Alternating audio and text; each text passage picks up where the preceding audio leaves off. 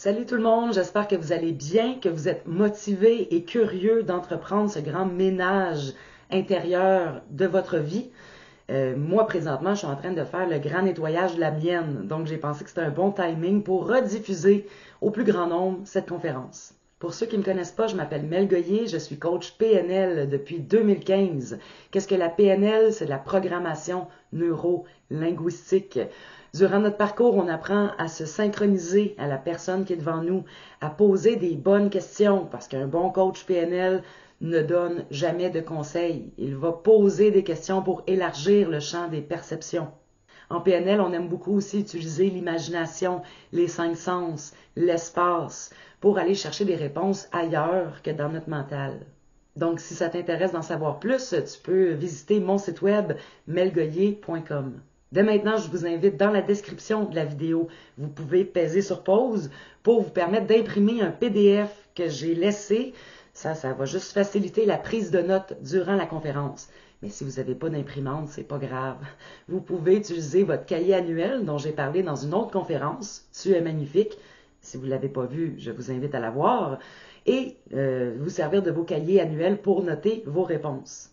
Pour les généreuses personnes aussi qui aimeraient payer leur billet de cette conférence virtuelle, toutes les infos nécessaires au virement Interac, au virement Stripe sont aussi dans la description.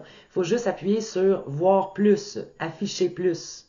J'aimerais vous remercier de votre écoute. C'est important de travailler sur nous-mêmes parce que le beau changement global qu'on rêve de voir, ça commence par nous-mêmes.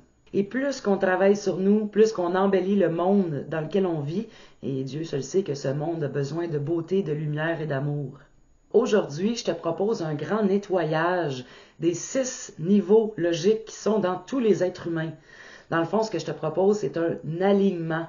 On va explorer chacun des niveaux logiques, du moins on va les survoler, puis on va faire le ménage à travers, juste pour vous permettre d'être mieux alignés. Dans chaque être humain, il y a 6 niveaux logiques. Ça, c'est pas moi qui le dis, c'est Robert Dilts.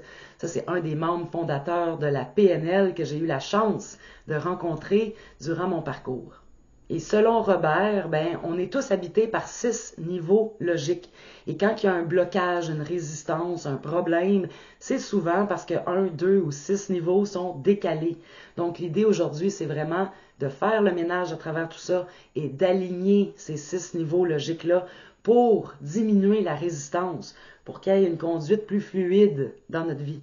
Tous les niveaux logiques sont interreliés les uns avec les autres. Si on fait un changement dans un niveau logique, ça va avoir un impact sur les 5 autres niveaux. Le but de cette conférence, c'est d'explorer les 6 niveaux logiques et de voir à quel endroit est-ce qu'il y a peut-être un petit peu de résistance et quel autre endroit que ça va super bien. Pour vous donner une vision d'ensemble, les 6 niveaux logiques sont l'environnement, les comportements, les capacités, les croyances, l'identité véritable et la contribution, notre vision. Quelle est notre mission de vie? Rien de moins. Donc, on va commencer par la base. En théorie, une base, c'est solide, c'est ce qui permet de construire le reste. De beau avoir la plus belle maison, c'est si elle est sur une base pourrie, bonne chance dans la vie. Donc, la base, la fondation de la pyramide de Dilts, c'est l'environnement. Voyez-vous, moi, je termine un cycle de 9 ans dans le même espace et là, juste le fait de déménager, ça va avoir inévitablement un impact sur tous les autres niveaux logiques. Comment on fait pour nettoyer la fondation, la base qui est l'environnement? Rassurez-vous, je ne suis pas ici pour vous dire de laver vos armoires, c'est beaucoup plus profond que ça. L'idée, c'est d'observer notre environnement, de voir qu'est-ce qu'on aime moins. Est-ce que tu es heureux là où tu vis? Est-ce que ton environnement reflète tes préférences, ta personnalité? Si tu faisais le grand ménage de tout ton environnement, à quoi ça ressemblerait? Il y aurait quoi de différent?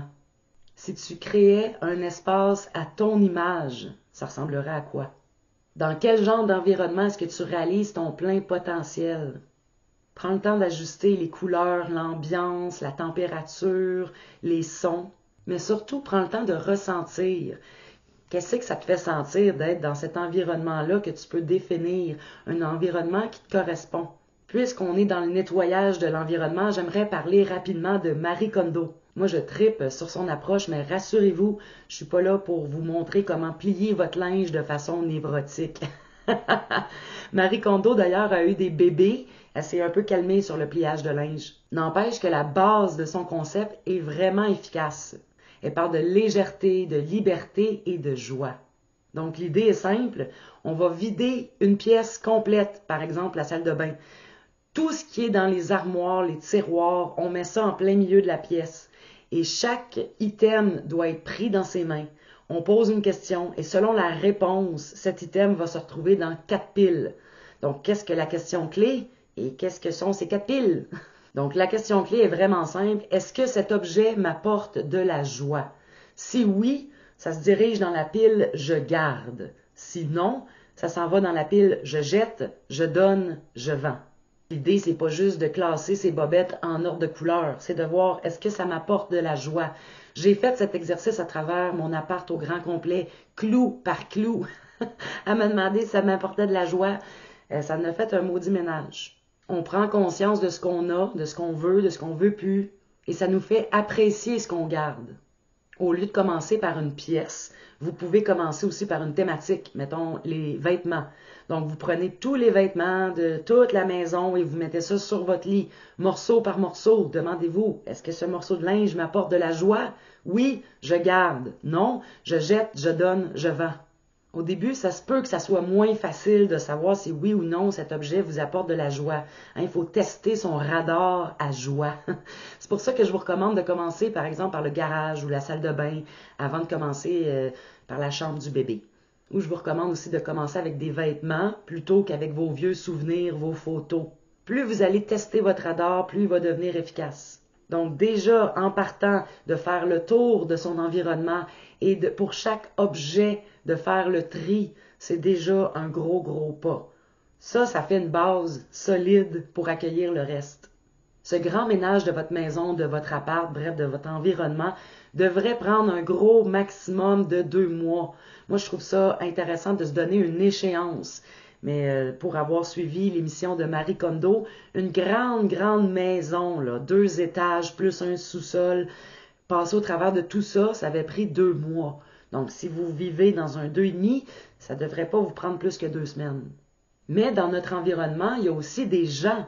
Donc, je t'invite à faire le grand nettoyage aussi de toutes tes relations interpersonnelles, que ce soit avec des amis, ta famille, tes collègues, tes animaux.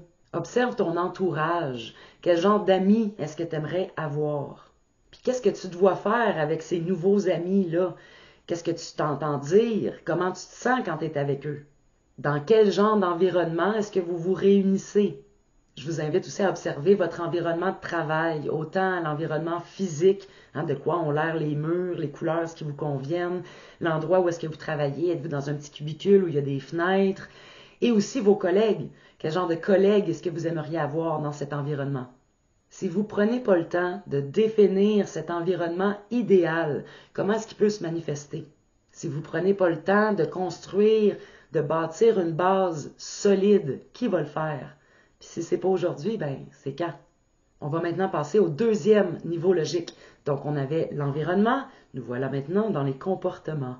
Quand tu es dans cet environnement idéal que tu viens de définir, qu'est-ce que tu te vois faire? Quel genre d'action est-ce que tu poses? Si j'avais une caméra sur toi, qu'est-ce que je te verrais faire? Ta posture a l'air de quoi? Je t'invite à observer tes actions, de voir celles que tu préfères, celles que tu aimes moins, celles que tu voudrais mettre de l'avant. Prends le temps de voir les ajustements nécessaires, les comportements que tu aimerais acquérir. L'idée ici, c'est de nettoyer tous les vieux réflexes pour en avoir des nouveaux qui font plus de sens pour nous, qui sont plus alignés à l'environnement idéal que vous venez de décrire.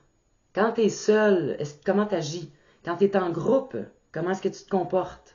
Les amis que tu as ou que tu aimerais avoir, mais qu'est-ce qu'ils font? C'est quoi les actions qui t'inspirent le plus?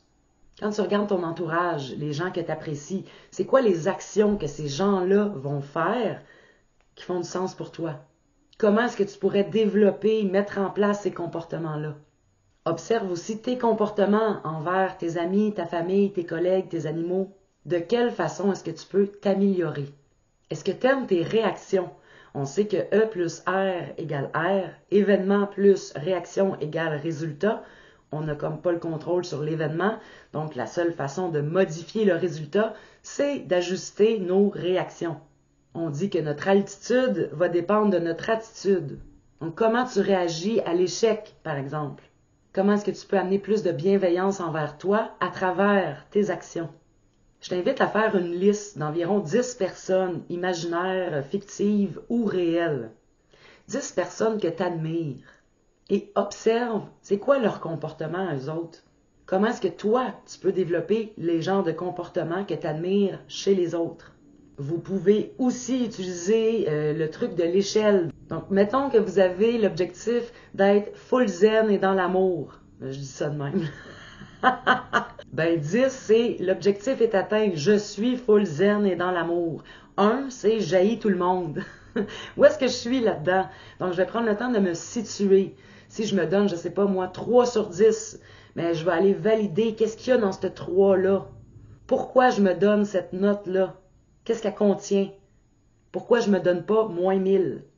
Puis ensuite, ben, je vais voir comment est-ce que je peux faire pour passer de 3 à 4 sur 10. Puis si ça, c'est un trop gros pas, ben, qu'est-ce que je peux faire pour passer de 3.2 à 3.5 sur 10? Allez-y à votre rythme. Le mont Everest ne s'escalade pas en un seul bond. Si tu prends pas le temps d'identifier les comportements que tu veux mettre de l'avant ou ceux que tu veux jeter, ben, qui va le faire? Puis si tu le fais pas aujourd'hui, ben, quand? On va maintenant passer au 3e niveau logique, celui des capacités. Il y avait l'environnement, les comportements et maintenant les capacités. Comment on fait pour faire le grand nettoyage des capacités? Ben déjà, c'est de savoir la différence entre comportement et capacité. Un comportement, c'est des actions. C'est comment on va se comporter. Puis des capacités, ben c'est des ressources, des talents, des qualités qui vont soutenir les comportements, qui vont nous permettre d'agir. Donc, dans cet environnement idéal que tu as défini au début, dans lequel tu te vois faire des actions inspirées, quel genre de capacité est-ce que tu as besoin? De quoi est-ce que tu te sens capable? Qu'est-ce que tu aimerais pouvoir faire? Quel talent ou qualité est-ce que tu as envie de mettre de l'avant? Quel genre de compétences est-ce que tu aimerais acquérir? Hein, si tu avais quelque chose à rajouter sur ton curriculum vitae, ton CV, ça serait quoi? Parler une 3e langue, écrire un livre, courir un marathon, apprendre à jouer au golf, suivre une formation de photographie ou culinaire, sauter en parachute, faire le tour du monde, bref, tout est possible là. Puis ensuite, c'est de se demander de quelles ressources intérieures est-ce que tu as besoin pour mettre ça de l'avant. Est-ce que c'est de la motivation, de l'entre-gens, de la discipline, du savoir-faire, de la persévérance, de la créativité? Je veux dire, tu as l'embarras du choix. Encore ici, tu peux utiliser la liste des 10 personnes que tu admires pour voir c'est quoi les qualités ou les talents que ces gens-là mettent de l'avant, puis qu'est-ce qu'ils utilisent pour réussir à mettre ça de l'avant. Comment tu peux faire pour t'inspirer de ça puis mettre ça à ta sauce. Fait que l'idée, c'est pas de copier personne, là. L'idée, c'est de s'inspirer, de modéliser quelqu'un. En fait, la PNL, ça a commencé avec la modélisation. C'est quoi la modélisation? C'est l'art d'explorer de fond en comble comment une personne pense. C'est quoi ses croyances, son environnement, ses comportements, ses capacités, comment elle vit son existence. De s'en inspirer, puis de s'approprier ça selon ce qu'on préfère, ce qu'on veut. Tu peux aussi utiliser l'échelle, encore une fois. Par exemple, si tu veux apprendre à jouer de la guitare, tu peux te demander, sur 1 à 10, je suis où? 10 étant, je joue comme un dieu. 1 étant, je joue comme un pied. Et de voir, pourquoi je me donne cette note-là, est-ce que je la valide, qu'est-ce qu'il y a dans cette note-là, et c'est quoi la prochaine étape? Je vous invite à faire attention aux ressources extérieures. Tu sais, le temps, l'argent, la gardienne, le local, le terrain. C'est sûr que c'est des choses qui sont pratiques, mais si vous mettez toutes vos attentes par rapport à l'extérieur, il vous reste plus beaucoup de pouvoir intérieur. Donc, au lieu de tout miser sur des ressources extérieures, moi, je dis que c'est plus bénéfique de miser sur nous, sur nos ressources intérieures. Souvent, les ressources extérieures sont une belle excuse, une belle façon de stagner, de rien faire, consciemment ou non. Donc, soyez alerte. Qu'est-ce que tu as besoin pour mettre de l'avant tes comportements idéaux? Du courage, de la patience, de l'autorité, de la présence, de l'amour, de la confiance? La détermination, bref, il y a juste toi qui le sais. Mais si tu ne prends pas le temps de définir les capacités que tu as envie de mettre de l'avant, qui va le faire. Et si c'est pas aujourd'hui, ben c'est quand? On va maintenant passer au 4e niveau logique, celui des croyances. On avait l'environnement, les comportements, les capacités et maintenant les croyances. Le pouvoir du mental. Change ton narratif, change ta vie. Je vous fais un petit rappel comme ça, c'est pas l'extérieur qui doit changer, c'est mon regard sur lui. Donc, dans ce 4e niveau logique, l'idée ici, c'est de faire un grand nettoyage de nos croyances limitantes pour les remplacer par des croyances aidantes, élevantes. Alors, quand tu es dans cet environnement idéal que tu as défini au début et que tes actions sont alignées avec cet environnement-là, que tu mets de l'avant des capacités qui vont soutenir tes comportements, quel genre de croyances est-ce que tu nourris? Quand ton environnement, tes comportements, tes capacités sont alignés, c'est quoi les valeurs que tu mets de l'avant? Comment on fait ça, transcender une vieille croyance? On l'attrape quand elle passe, parce que ça passe vite, ça, des croyances. Ça fait tellement des fois des mois, des années qu'on se répète ces phrases-là, consciemment ou non. On finit par y croire et la vie nous donne raison. Mais l'idée ici, c'est vraiment de nettoyer nos vieux réflexes et de les remplacer par des nouveaux. Donc, on attrape la croyance, on la jette, comme on jette quelque chose dans la corbeille de l'ordinateur, et on remplace par une nouvelle croyance. Donc, attrape, jette, remplace. Attrape, jette, remplace. Attrape, jette, remplace. Une façon de faire qui est vraiment facile, c'est de commencer par faire la liste de nos croyances limitantes. Tout ce qui vous limite dans la vie, là, c'est bon, mettez ça là. Comme par exemple, l'amour, c'est pas pour moi, je suis trop vieille pour vivre l'aventure, je dois travailler de 9 à 5 pour gagner ma vie. Les gars, c'est tous des trous de cul, je suis née pour un petit pain, je peux pas perdre du poids. Vous voyez ce genre de croyance plate-là, là. Et là, vous allez prendre une croyance à la fois et vous allez la transformer en un nouveau mantra positif. Pour chaque croyance limitante que vous avez écrite, vous allez mettre la main sur votre cœur, prendre le temps de respirer et de voir de quelle façon est-ce que vous pouvez transformer cette croyance-là. Par exemple, les croyances « je dois travailler de 9 à 5 pour gagner ma vie » ou « je suis né pour un petit pain » peut se transformer en « je réinvente ma façon de générer de l'argent. L'argent est mon ami. Je suis trop vieille pour vivre l'aventure. » Ça peut être la vie est une aventure, à chaque jour son aventure. Faites attention ici de formuler positivement et au moment présent.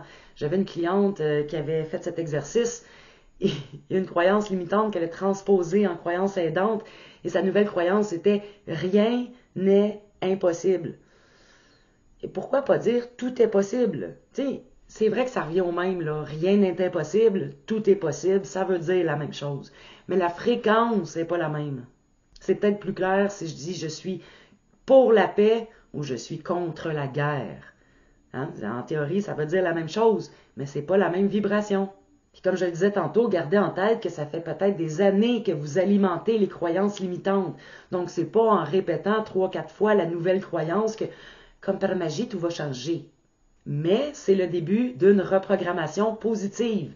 Attrape, jette, remplace. Pour illustrer le attrape, jette, remplace, là, imaginez-vous que ça fait 10 ans que vous conduisez votre auto, puis que les clignotants là, sont à droite, et que là, vous faites l'acquisition d'une nouvelle auto, et que les clignotants sont à gauche. Bien, c'est possible que les premiers temps, vous allez activer les essuie-glaces quand vous allez vouloir tourner. Puis un moment donné, ben, ça va rentrer que les clignotants sont à gauche. Hier, je suis allée faire l'épicerie et le gars qui nous servait, il y avait 2 balances pour peser soit la viande, les salades, les empanadas, tout le kit. Et il y en avait une qui fonctionnait pas. Je pense que pendant les 5 minutes que j'ai attendu mon tour, il doit être allé au moins 30 fois sur la balance qui ne marche pas. Ah, c'est vrai, elle marche pas, mais aller sur l'autre. Ah, c'est vrai, elle marche pas, mais aller sur l'autre. Ah, c'est vrai, elle marche pas, tabarnak. Ça va prendre combien de fois avant que tu enregistres que cette balance-là ne marche pas? Mais à force de faire l'erreur, ah, c'est vrai, l'autre balance, ben, à un moment donné, ça va computer, puis il va juste arrêter d'aller à la balance qui marche plus pour se diriger automatiquement vers celle qui fonctionne. Donc, le mot-clé ici, c'est persévérance. Je vous invite aussi à connaître quelles sont vos 3 valeurs fondamentales. Dans le PDF, pour faciliter la prise de notes, je vous ai mis plus de 150 valeurs. Elles sont toutes belles, on voudrait donc toutes les avoir. Mais l'idée, c'est d'en choisir 3 sur lesquelles vous ne feriez aucun compromis. Choisir 3 valeurs sur 150, là, ça vous donne une bonne idée de qui vous êtes. Ou en tout cas, ça donne aux autres une bonne idée de votre personnalité. On prend pour acquis que tout le monde a les mêmes 3 valeurs fondamentales. C'est faux. Et même si vous rencontrez quelqu'un avec les mêmes 3 valeurs, ça se peut qu'il ne soit pas dans le même ordre. À quoi ça sert de connaître ces 3 valeurs fondamentales? C'est bien simple. Quand on a une décision à prendre ou une direction à prendre, on peut se fier à ces 3 valeurs pour s'assurer d'aller dans la bonne direction. C'est-à-dire qu'on va les transformer en questions. Comme ma valeur fondamentale, c'est la liberté. Donc, quand j'ai une décision à prendre, je me demande, est-ce que je me sens libre de faire cette action? Si ça respire la liberté, je sais que c'est par là que je dois aller. Peu importe le résultat, même si c'est un échec, ça peut être bénéfique à mon évolution. Par exemple, s'il n'y avait aucune liberté dans cette direction, je sais que c'est pas la bonne direction. Donc, l'idée d'en avoir 3, c'est de transformer en question ces 3 valeurs fondamentales pour nous donner une meilleure idée si oui ou non on s'en va à bonne place. Si vous prenez pas le temps d'actualiser vos croyances limitantes en croyances élevantes ou de définir vos 3 valeurs fondamentales, qui va le faire? Puis si c'est pas aujourd'hui, c'est quand? On arrive maintenant au 5e niveau logique, celui de l'identité véritable. On a passé à travers l'environnement, les comportements, les capacités, les croyances et les valeurs, et maintenant l'identité véritable. Qui suis-je? La grande question existentielle. Avec l'actualité en ce moment, pour tout ce qui touche l'identité de genre, là, rassurez-vous, c'est pas là pantoute qu'on s'en va. Donc l'identité, c'est quelque chose qu'on peut alimenter, nourrir, mais c'est pas quelque chose qu'on invente. C'est quelque chose qui est déjà profondément à l'intérieur de nous. Comment est-ce qu'on fait le grand nettoyage de l'identité véritable? Premièrement, je vous invite à mettre de côté tous vos préjugés sur qui vous êtes, de mettre de côté vos idées préconçues à votre sujet. Juste pour le temps de l'exercice. Vous reprendrez ça après si ça fait du sens pour vous. Puis au lieu de se casser les neurones, là, essayer de voir qui suis-je, de chercher la réponse là, ou de vouloir la construire, ce que je vous propose aujourd'hui, c'est d'accueillir un symbole qui va venir représenter cette identité véritable. Des fois, on se la complique, mais c'est pourtant si simple si on arrête de tout vouloir rationaliser. Donc, l'exercice qui va suivre, ça se peut que ça surprenne votre mental, que ça génère de l'incompréhension ou de la confusion. C'est bien correct de même. Votre inconscient a une façon particulière de communiquer avec vous ces messages. J'ai une cliente qui avait déjà vu le symbole d'une fourmi. Elle était bien déçue. Et pourtant, quand je lui ai demandé de décrire les caractéristiques d'une fourmi, elle s'est rendue compte que ça la symbolisait vraiment bien. Une fourmi, c'est quelqu'un qui collabore avec les autres, qui aime le travail d'équipe, qui est très travaillant, qui peut supporter jusqu'à presque 10 fois son poids. C'est impressionnant, là. Si vous êtes une fille et que vous avez vu un chevalier, ça ne veut pas dire qu'il faut changer de sexe non plus. Essayez de voir c'est quoi les caractéristiques de ce chevalier qui se présente à vous. La force, le courage, c'est ça qui vous symbolise. Donc, votre rôle aujourd'hui, c'est juste d'être dans la bienveillance, sans jugement, de reconnaître ce qui vient à vous, ce qui est déjà là dans le fond. Les visuels n'ont aucune difficulté, les symboles se manifestent rapidement. Ça se peut, si vous êtes auditif ou kinesthésique, que ça prenne un peu plus de temps. Mais rassurez-vous, vous avez aussi accès aux mêmes réponses intérieures, même si le rythme est différent. Si vous en avez besoin, pesez sur pause pour respecter votre rythme. Donc, je vous invite à fermer les yeux. Je sais, il y en a qui n'aiment pas ça, fermer les yeux, c'est correct. Vous pouvez les garder ouverts si vous voulez. Selon moi, c'est plus facile de voir l'intérieur du dedans quand on a les yeux fermés. Mais il y en a qui réussissent à voir très bien les yeux ouverts, donc vous faites comme ça vous convient. Mais pour ceux qui le désirent, je vous invite à fermer les yeux, de vous laisser guider par le son de ma voix. À l'aide de votre imagination, je vous invite à créer un espace paisible, sécuritaire, un espace dans lequel vous pouvez vous déposer.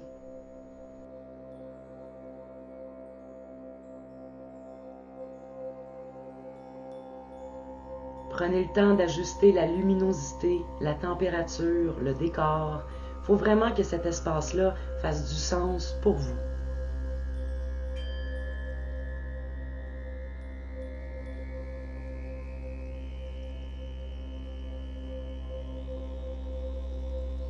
Dans ce paysage fictif ou réel, je vous invite à imaginer 6 faisceaux lumineux.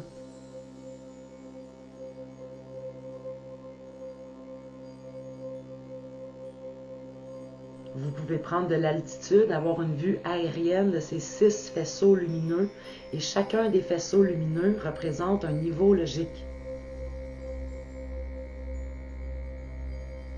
Donc, selon la position où est-ce que vous êtes, vous pouvez voir déjà que vous avez traversé 4 niveaux logiques.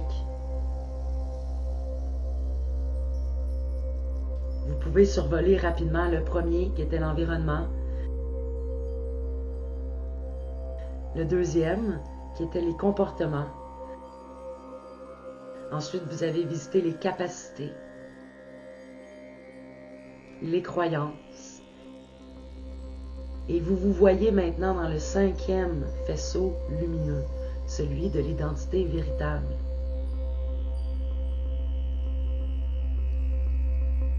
Et quand tous les autres niveaux logiques précédents sont alignés ensemble, qui es-tu réellement?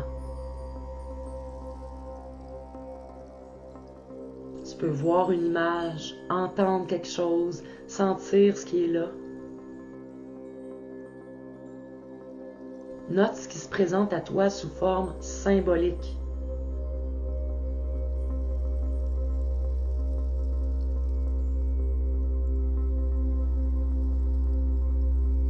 Comme je l'ai dit au début, tout est bon.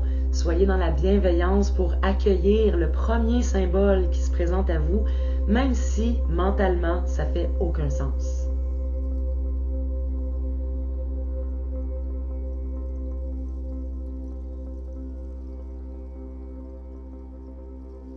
Donc, prenez une grande respiration, main sur le cœur si nécessaire, pour accueillir ce symbole, que ce soit une image, un son, une émotion.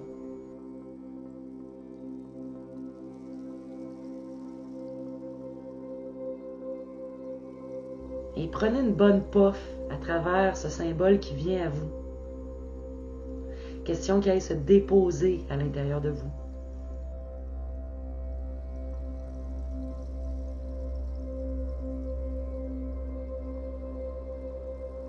Vous n'avez pas besoin de chercher un symbole, vous avez juste besoin de l'accueillir, de le reconnaître.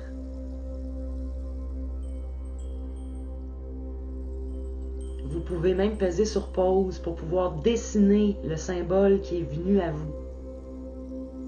Ou juste de continuer à respirer pour vraiment qu'il s'incarne à l'intérieur de vous.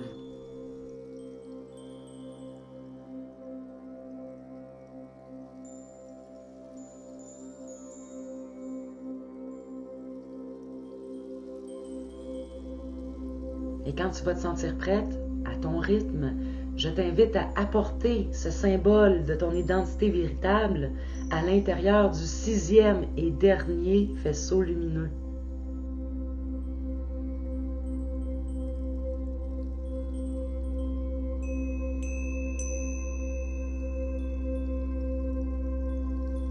On est rendu au niveau logique de la vision, de la mission, à la contribution au monde.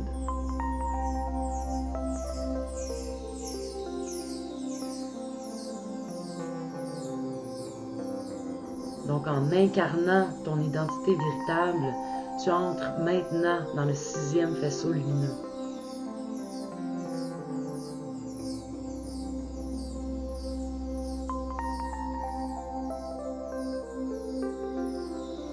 Et quand ton identité véritable est alignée avec tes croyances, tes capacités, tes comportements, ton environnement, quelle est ta mission de vie?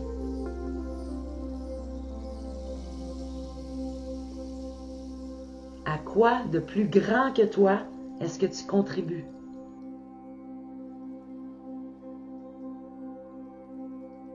Quand tu incarnes ton identité véritable et que tu te retrouves dans le faisceau de la vision, de la mission, C'est quoi le premier verbe qui te vient en tête?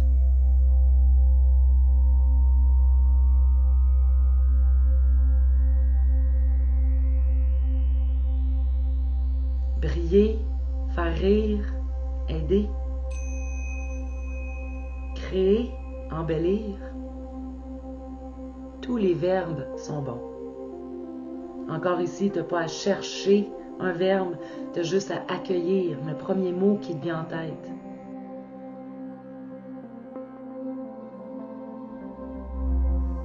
Et quand tu te retrouves au cœur de ta vision, ben savoure, prends une bonne puff. Qu'est-ce que ça goûte? Observe tout ce qu'il y a à voir dans cet espace.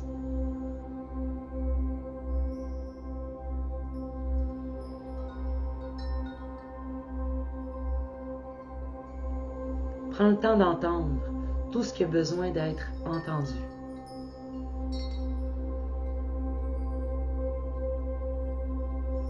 Et surtout, ressens. Prends le temps de ressentir. Qu'est-ce que ça goûte quand tu incarnes ton identité véritable et ta vision, ta mission?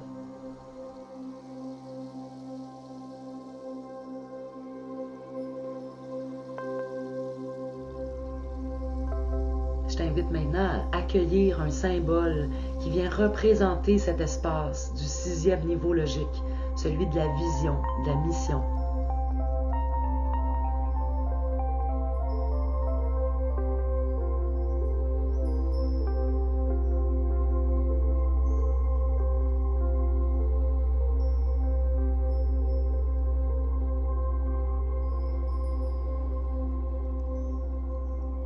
Puis encore une fois, je vous invite à dessiner vulgairement, comme le ferait un enfant, le symbole qui représente cette vision, cette contribution.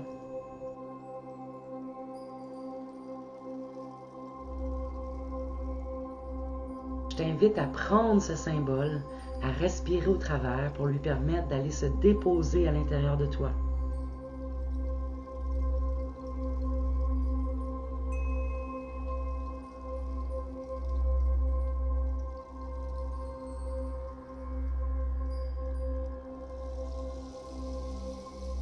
Puis ensuite, tu vas faire un demi-tour sur toi-même.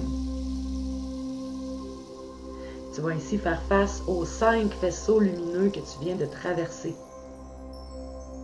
Et là, tu t'apprêtes à faire le nettoyage ultime, l'alignement total. Profites-en pour vraiment intégrer le chemin du retour et de voir comment le symbole de ta vision vient influencer les autres niveaux logiques. Donc l'idée ici, c'est vraiment de voir l'influence et l'impact que peut avoir le symbole de ta vision. À ton rythme, avec le symbole de ta mission, je t'invite à te diriger dans le faisceau lumineux de l'identité.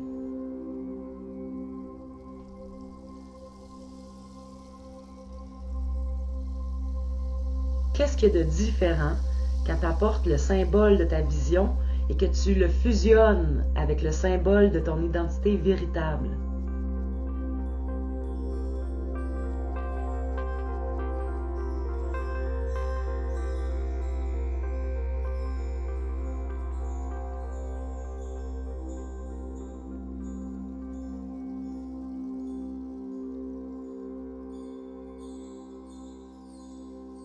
Prends le temps d'observer, d'écouter, de ressentir, d'accueillir tout ce qui se présente à toi sans jugement, avec bienveillance.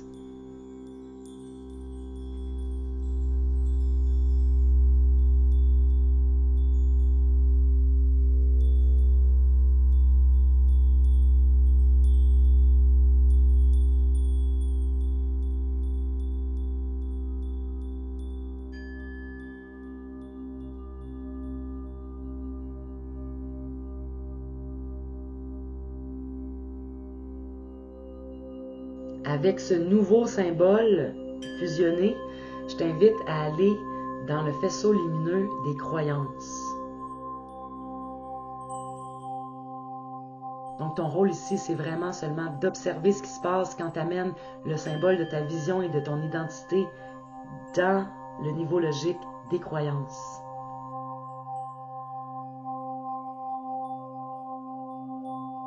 Et quand tu introduis ces deux symboles ou ce nouveau symbole dans le faisceau lumineux des croyances, qu'est-ce qu'il y a de différent?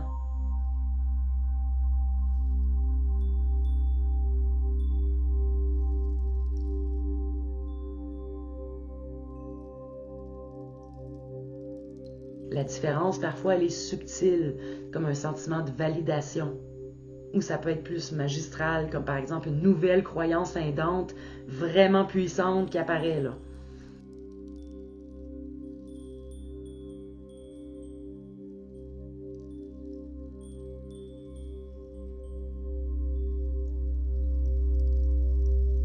Ensuite, tu vas amener ces symboles dans le faisceau lumineux des capacités.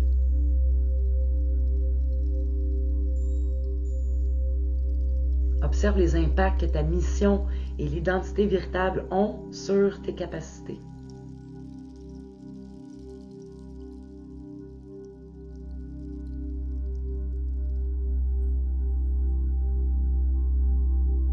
Qu'est-ce qu'il y a de différent?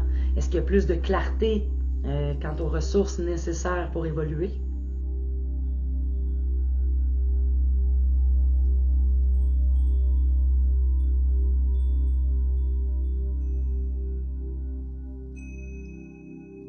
Est-ce qu'il y a des nouveaux talents, des nouvelles qualités qui ressortent?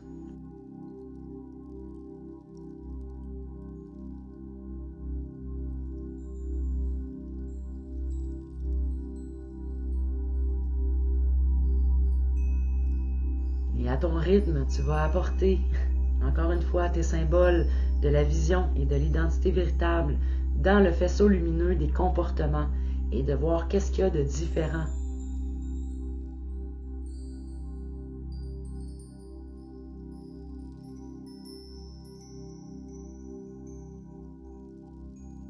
Quand tu apportes ta contribution et ton identité véritable au niveau des comportements, qu'est-ce que tu peux voir qui a changé?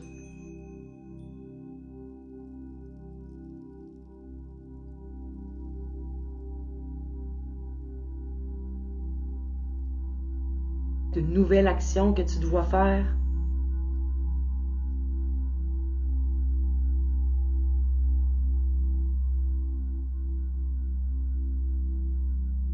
Est-ce qu'il y a une interaction différente avec les autres?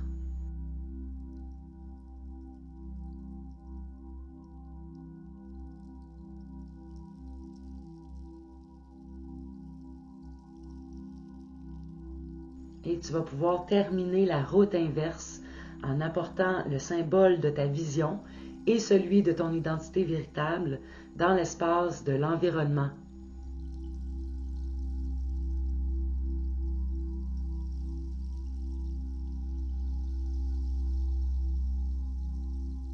Observe comment cet espace se transforme quand tu apportes ta vision et ton identité à l'intérieur.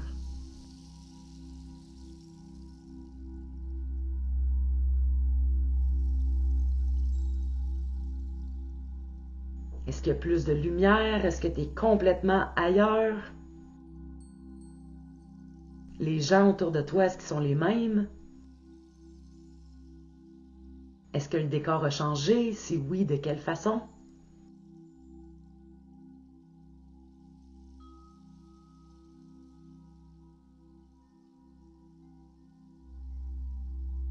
Prends une bonne puff, respire pour vraiment intégrer le chemin aller-retour que tu viens de parcourir.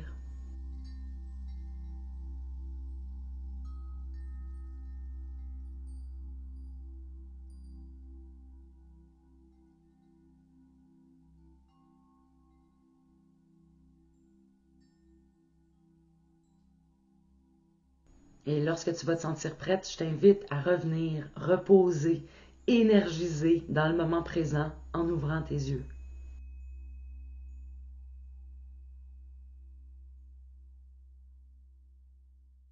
Et dès maintenant, tu vas pouvoir intégrer tous les apprentissages puis les observations que tu as fait sur toi-même durant cet aller-retour.